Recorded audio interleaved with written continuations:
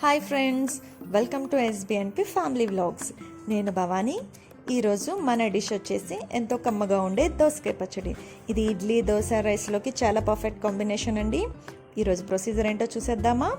ముందుగా బాండీలో 3 table spoon oil add చేసుకోవాలి. ఈ ఆయిల్ వేడైన తర్వాత దీనిలో 3 టేబుల్ స్పూన్ వేరుశనగపప్పుని యాడ్ చేయాలి. నేను 2 మీడియం సైజు దోసకాయలు తీసుకున్నానండి. దానికోసం 3 టేబుల్ స్పూన్ వేరుశనగపప్పు సరిపోతుంది. సో ఇది కొంచెం వేగిన తర్వాత దీనిలో 1 టేబుల్ స్పూన్ మినపప్పు, 1 టేబుల్ స్పూన్ శనగపప్పును కూడా యాడ్ చేసుకొని మూడింటిని దోరగా ఫ్రై చేసుకోవాలి. చూసారు కదా, ఈ విధంగా ఫ్రై అయిన తర్వాత దీనిలో 1 టేబుల్ స్పూన్ జీలకర్ర, 1 టేబుల్ స్పూన్ ఆవాలను కూడా యాడ్ చేసి వీటన్నింటిని మంచిగా ఫ్రై అవ్వనివ్వాలి.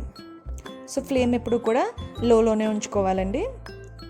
సో ఈ విధంగా ఫ్రై అయిన తర్వాత వీటిలో నేను 8 మీడియం సైజు గల పచ్చిమిర్చిని యాడ్ చేస్తున్నాను. మీకు నచ్చింది అనుకుంటే ఇంకా స్పైసీని కూడా యాడ్ చేసుకోవచ్చండి. సో ఈ వీటినన్నింటినీ మంచిగా ఫ్రై అవ్వనివ్వాలి. ఇలా ఫ్రై అయిన తర్వాత 2 ఇంచి చింతపండును కూడా యాడ్ చేసుకుని ఫ్రై అవ్వనివ్వాలి. ఇలా చింతపండును వేయడం వల్ల దానిలో ఉన్న చెమ్మదనం ఏమన్నా పోతుంది.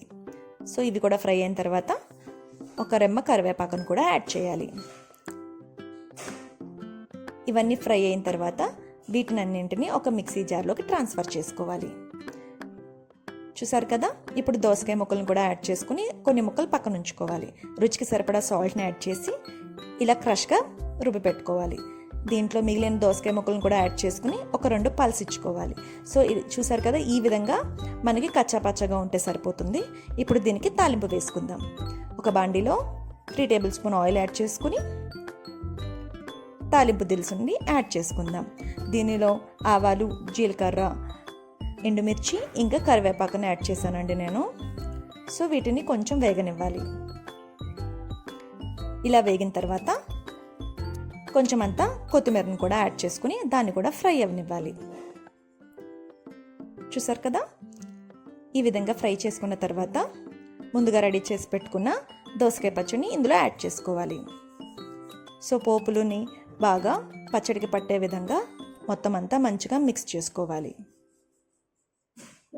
చూసారు కదా, ఈ విధంగా మొత్తం అంతా మంచిగా మిక్స్ అయ్యేలా కలుపుకుని డిష్ అవుట్ చేసేసుకుందాం. ఇప్పుడు ఎంతో టేస్టీగా ఉండే దోసకాయ పచ్చడి రెడీ అయిపోయింది. మీరు కూడా ట్రై చేయండి. మీకు ఎలా వచ్చిందో నాకు కామెంట్స్లో చెప్పండి. ఈ వీడియో మీకు నచ్చినట్లయితే నా ఛానల్ని లైక్, సబ్స్క్రైబ్ చేసుకోండి. నెక్స్ట్ వీడియోలో మళ్ళీ కలుద్దాం. అంతవరకు బాయ్.